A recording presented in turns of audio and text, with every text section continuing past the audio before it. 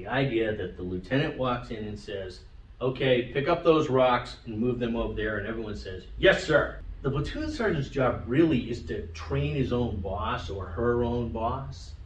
And so the new lieutenant who's smart will come in and say, I'm in charge, but I don't really know a heck of a lot.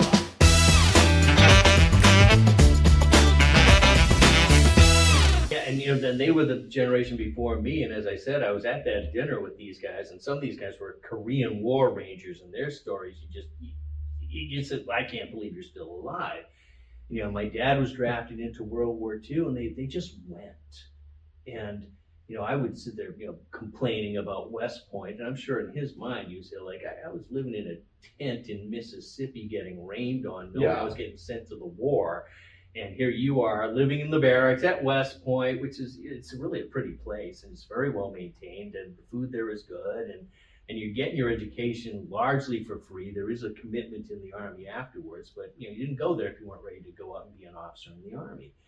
But it's an interesting story about that Navy SEAL there. Oh, because he was going to be the top of the class. Yeah. And I guess, and a lot of people roll back, or re-roll, whatever it's called. Yeah. But now, don't get me wrong. I would never survive in the Army.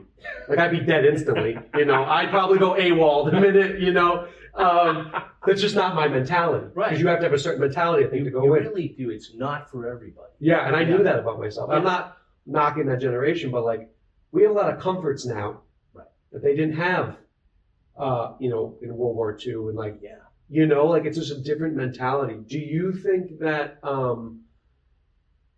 war will ever go away, or do you think it's in the DNA of humans? Yeah. Unfortunately, I would love to hope that someday we just stop doing this, but yeah, you read the history, and it's nothing but warfare. There's that great Brad Pitt movie, Fury, and he's a tank commander at the end of World War II, but they're still fighting. And he said, intentions are peaceful, history is violent. And just look at what we got. Ukraine. It's did anybody think one major country would attack another country? Not in 2024, 23, whatever it was. I wouldn't believe that would happen. I honestly didn't. I didn't think that would happen. I didn't either. I thought we were almost past that. Yeah, that's what I kind of hold. But that being said, the Middle East is the Middle East. Right. I understand. Yeah. And you got people who are, for example, the Balkans back in the early 90s, and you've got these grudges that go back. And so you kind of knew that when that place lost its central authority there, when the communists fell, you knew there was going to be trouble there. And so I think I come back to, human beings, we have a bad habit of confusing what we want with what we need. And when you don't get what you need, food, water, shelter, and it's because these guys are keeping us from having that, well, you're going to fight. Sure. As opposed to, I would really like to have that, and then you work yourself up to, that means I need it, and that justifies this, okay, now I'm going to invade you and take what you've got. That's a great point. Yeah. So it's just one of those things. I think that we humans we're naturally acquisitive. We see things and we want them. And unfortunately, that's why thievery is never going to go away. It's that people see things they want and they just go ahead and take them. So I'm afraid that war might be just a big expansion on that theme. For you, do you think that, you read a lot too. Right. So is there a battle or a war that's the most interesting to you? Yeah, I know it's kind of fallen out of favor recently, but I strongly recommend people read about the American Civil War because of the run-up to the war and the idea that it was a nation that was formed because you had a tyrant telling you what to do, and we fought for our independence, and we saw ourselves, like you were talking about, we saw ourselves as a group, that we've been through this, and we are one, and we are the Americans, and saw ourselves as a team. And then it's moving across the continent, and now you're getting into, these folks are the Northeasterners, and they think differently from the Mid-Atlantic and the Deep South. And then when you get into studying things like the Civil War, you see how these regional differences coalesced. And then you see the efforts by certain people who were trying to keep this from blowing up, and then it just kept on coming up and coming up and coming up. And of course, the issue was slavery. Sure. And it had to be resolved one way or the other. And unfortunately, since they didn't resolve it peacefully, it was going to be resolved with violence. Well, I saw that. I watched a quick thing on it, and when they added a new state, I guess they were going back and forth. Like this state has slavery, this state doesn't have slavery, Exactly. and then but not past the Mason-Dixon line. Right. Right north of it was not. And I guess something happened where they wanted to add another state, but it would have gave too many slave states. Exactly. Right. So the logistics and the politics of that Exactly. then erupted into what we know as the Civil War. Exactly. What are the big battles of the Civil War? Was it? Yeah, so you got, it goes from 1860 when Lincoln is elected and the states are going to secede, start leaving. And then it goes all the way to April of 1865, which is the final surrender of Robert E. Lee's army, and that basically ended the war. But that's why you have to study it, is because there's so many of these big battles, and they're happening in, basically, the country only goes to Texas and Arkansas, Minnesota. That's the frontier at this point. You know, we had plenty of people in Utah, Arizona, New Mexico, and of course California had become a state by then. Now the thing is, you've got the fighting in the east, where you've got Richmond and Washington are only 100 miles an hour, 100 miles apart from each other. So those are the two capitals. The two capitals, yeah. So the two capitals. So it's lots of fighting there. So your very first one is Bull Run, and so you have the big fight at Bull Run, where everybody thought it would be one big battle and we'll settle this. And it didn't. But in the meantime, you've got fighting that's going on in Arkansas and Missouri to decide if those states are going to go out. Missouri didn't go out, Arkansas did. And then you've got fighting. What do you mean go out? Go out, as in leave the Union, secede, join the Confederacy. In the meantime, you've got Kentucky and Tennessee, where that's a whole different theater of the war. So basically the big battles, though, it's like you're talking about, you got Bull Run. Then you've got a flotilla takes New Orleans, so now we've got the end of the Mississippi River, and you slowly start taking Louisiana away. They occupied much of Louisiana early in the war, so they took that away at that point. Kentucky tried to stay neutral, and that didn't work, so the Union flooded in there, and then the fighting goes into Tennessee. But you've got Gettysburg is probably the biggest one, where Lee, halfway through the war, says, we have to invade the North to bring this to an end, because they had a string of victories. And they said, one more. The South was winning initially. They were winning. Yeah. They were winning initially. And it went back and forth. Like I said, there's different parts of the country. We had like 3 different commands. You had the Western Theater, you had the Middle Theater, you had the Eastern Theater. And so each one has its own big battles. Well, was it the North that had the supply chain? Is that what? Absolutely. Was that the reason? I think that was a huge reason. The North's advantages, for example, the population in the North was 10 times what it was in the South. The railroad network in the North was far more extensive than the one in the South, and the one in the South had been built privately. Now, the ones in the North had also been built privately, but big conglomerations, big corporations put those together, whereas the private ones down in the South were largely regional. So when they tried to fight a war with that railway system, you literally had different gauges of the rails. And you'd literally take your trains up to here, and everybody's got to get off and get on a train that fits those gauges, and then go from there. So that was another big problem that they had. But the logistics, the industrial base up in the North was extremely good. And then, of course, the Navy, the North had the Navy. I didn't know that. Oh, yeah. So one of the biggest things was the blockade of the southern coastline. And once they got that locked in, they started biting off the ports. They go and literally capture the port and put troops there, enough troops with the Navy right offshore to help with the bombardment in case they got attacked. And they just started taking places off of the coastline until finally that partially starved them out, particularly with the things they needed to get from Europe, like cannon and special ammunition. There were a lot of things that the South couldn't make itself that the North could. So the only way the South would have won is to get it over quickly. That's probably it, even though it's interesting because the attitude down there was they wanted to appear to be the victims. And so they said, we're fighting defensively. The president, Jefferson Davis, says, all we want is to be left alone. And that was their whole PR attack. They were hoping to get recognized by England and France. And England and France were not in favor of slavery. And so that was one of the reasons that they held off on doing that. But that string of victories, or early on, leads up to the first time that Lee went up into the north. He went into Maryland, and this is early in the war, and they fought in western Maryland in a place called Antietam. It's still, sadly, the bloodiest day in American history. A big, big battle. If they'd won that battle, there's a danger that there would have been a recognition of the Confederacy by England. Okay. And when we won that, a close run fight, when we won that, the North won that. Back then, those fights, does that just end with everyone's dead, or like did they surrender? Well, that's the funniest question, because I read an autobiography about this one individual who was an aide to Grant. And Grant comes across as this guy who's like, I've got the bigger armies, I can just essentially bleed them down. When he didn't like that, he didn't look at them and see, he saw an enemy, but he didn't see people that he wanted to see die. He saw Americans. Well, the biggest thing too, that's brothers fighting brothers. And right, that's literally. And again, from what you're saying, it's like the reading. It's like reading about this. That's when you find out about Northerners fighting for the South. And you have the people who, one brother is here and then one's there. And sometimes they actually came into the same battle fighting each other. Fathers against sons, the house divided, as they called it at the time. So that's one of the reasons I really suggest people should read about that, because there's a lot that went on there, and a lot of people did things for a lot of different reasons. Yeah. Do you think, actually,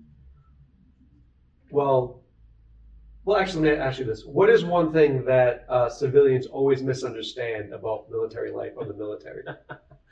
Here's the biggest one.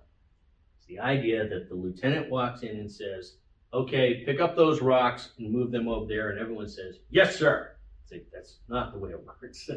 Is that you're the new lieutenant, you've got a platoon sergeant who's been in the Army a long time, very experienced. It's an important job, so they don't give that job to people who are not good soldiers. The platoon sergeant's job really is to train his own boss or her own boss. And so the new lieutenant who's smart will come in and say, I'm in charge, but I don't really know a heck of a lot. It's the experience, right? Yeah. And so if you have a partnership with your platoon sergeant, it's going to make a whole big difference. I was blessed. I was platoon leader for two different platoon sergeants, excellent platoon sergeants, lots of experience. And these were the guys who would grab you when you were making a mistake and say, sir, I don't think you want to do that, and explain to you what's going to happen 3 steps down the road in your plan. You're like, oh my. So by the time I became a company commander, I was overseas, I was in Panama, I was in command of a company of paratroopers. As I took command, and when they changed out my first sergeant, so this is the NCO as my right-hand soldier. Mm-hmm. In both cases, I said, I've learned a lot. I've been in the Army a while now, but if you see me making a mistake, I want you to stop me. Sure. And that gave them the leeway to say, sir, can I speak to you for a moment? And so I think that's the biggest misconception, is that, well, the officer said we have to do it, so we have to do it. It's much more give and take than that. Did a lot of the younger military men come to you for advice? I don't know about me so much. I remember one time we had this great first sergeant when I was a lieutenant, and again, Ranger in Vietnam, and he'd been a Ranger instructor, and he's in the Ranger Hall of Fame now. Okay. I learned a lot from him, but the moment I remember was I was a new lieutenant. I was trying to figure out this whole relationship here. How much do I say that I don't know what I'm doing, and how much do I try to pretend I do?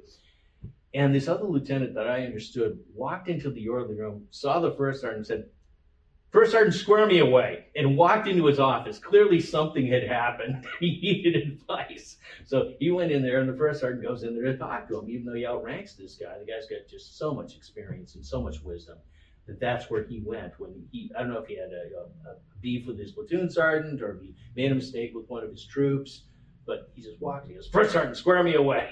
Yeah, I think so. They talk about leadership styles. Yeah. Or even running a business. Yeah. And for me, I never led with fear. Mm-hmm. Right. I think it only gets you so far. Exactly.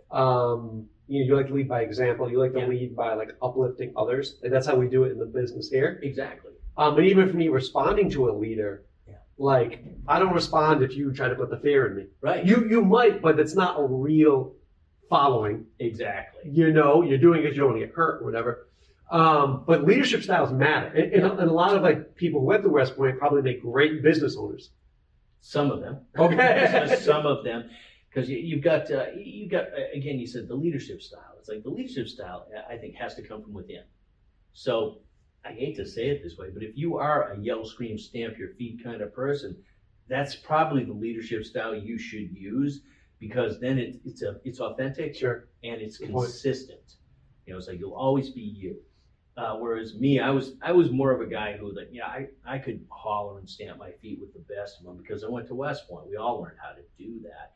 And I think you as a boss know that there is a time when you raise your voice, or you get very, very clear about what you're saying here, and that I'm not going to let you do this again. Sure. Sometimes you have to do that. When I was a company commander, it was the first position I had where I actually would fire people from the service, which is a tough thing to do. But What does that mean? well, you literally put them out. You literally you make them civilians. And, Oh, really? Yeah, and it was. You didn't want to do that except as a last resort, because my first platoon sergeant he was a great font of knowledge. I mentioned this one soldier who wasn't performing, and he said, "Well, sir, just remember, the Army is good about sending you the first guys. They're not good about sending you his replacement." Okay. And say, but that was an even better attitude. It's like, look, so we got to work with this guy, and we got to see, can we motivate him? So you only ended up putting somebody out when they just didn't respond to the training. You had lots of counseling with them. I was amazed by how much counseling I did one-to-one in the Army, and I learned a lot from that. But honestly, I was a guy who would tell people, I believe in second chances. Here's your second chance. Don't come back into my office in trouble again. And lots of people responded to that beautifully. But I remember one guy, I was putting him out. So I'm reading the papers to him. He's in front of my desk. And I said, I told you I believe in second chances. And I think you've used up an entire squad's worth of second chances. Because honestly, I didn't just believe in second chances. We went with third and fourth chances. Because that way you're not making a mistake. That way you're not rushing to judgment. Firing somebody when they didn't really deserve it. Yeah, and sometimes even in business, like you need to let them go so they can find a job they're going to excel at. That's true. That's very true. And as I said earlier, it's like when we're talking about the military, at first I didn't like it at all. But that was a West Point thing, because West Point is a pressure cooker, and I just did not particularly like that. I really enjoyed being out in the units. I particularly enjoyed being a platoon leader, being a company commander, working with the soldiers. It was hard, physical, demanding stuff. I was infantry, so we walked everywhere with the big old rucksacks. And some of that terrain was challenging. So I was up in Fort Drum, New York, and it was basically up in Canada, and it's a brutal winter there. And then I was down in Panama, where the heat was intense. And I'm from New England, so it's like, I think it took me 6 months to acclimate down in Panama before I could walk outside without saying, my goodness, it is hot down here. Were you ever close to being deployed? Or were you nervous about it? I wasn't nervous about it because I had gone through all the specialized training. Yeah. Airborne, Ranger, I had kind of internalized it. What's funny is I was in Panama at the time of the Desert War, for the Gulf War. So this the first time when Saddam had taken Kuwait, and the Army and the Air Force and the Navy and the Marines went and pushed him out as part of a coalition. So I was down there in Panama, where I was saying, well, things here are pretty calm, and most of us volunteered and said, can we go? And they said no, because somebody's got to guard the canal. That's why we had people down there. And oddly enough, right in the middle, when most of the Army was in the Gulf, we actually had a revolution, an attempted coup. And believe it or not, it was my battalion that put it down. Really? Tell me about that. Yeah, well, I can only tell you so much, because I wasn't really part of it. So I'm a staff guy at this point, and so I hear that you've had a jailbreak from a guy who used to work. The previous dictator was a guy named Noriega. Yep. And in 1989, we attacked Panama and removed him, and he went to jail up in America. So now you had a duly elected president named Indara. Well, one of Noriega's guys was this guy called Herrera Hassan, and he was a colonel. And he was a big guy with Noriega until Noriega fired him, and then he did something under Indara, and they put him in jail. So his guys busted him out of jail, and he ends up in this compound that was basically the police compound. And his loyal followers were inside the compound, whereas quite a few of the police weren't following him at all. They had ringed the compound. So now I rushed back to the headquarters and basically was on the radio all night because the battalion deployed into the city to that spot. Because there were only, from what I'm told, I wasn't out there, it was like 2 big gates. And so you had one of our companies on each of the gates. And the idea was that let the local government handle this. And I came off of Radio Watch. This is actually one of those great, funny, crazy Army stories. I'd been up for like 18 hours. So I go into my boss's office and fall asleep on the floor. Get up 6 hours later, walk out, and everybody's talking. Something has happened. And it turns out the guys in the compound tried to rush the gate. They jumped in trucks and tried to get out of there. And our Alpha company stopped them. And it's amazing. There's no shooting. And it was basically, the guys were there described as big time wrestling. It's grabbing these guys off these trucks and throwing them down and people arresting them. But it was our battalion that did that. And of course, I'm standing here like, could someone fill me in on what just happened? Those are your guys. Those were our guys. But I mean, I was at Fort Kobe, which is on the western side of the canal, and Panama City's on the eastern side. So I was literally on the wrong side of the canal for this. But I was doing my job. Sure. So, but yeah, so that was something that happened right in the middle of the deployment of much of the Army to the Gulf. So that was why you understood why they had so many of us down there. A lot of the time when like you're stressed out or like you're not where you want to be in life, the linchpin that's missing is the physical fitness aspect. As your body takes wear and tear, what people need to understand is that it's motion that cures you. I was like, if you don't start doing your exercises and moving like you're just on the couch, I was like, you will die. Yeah.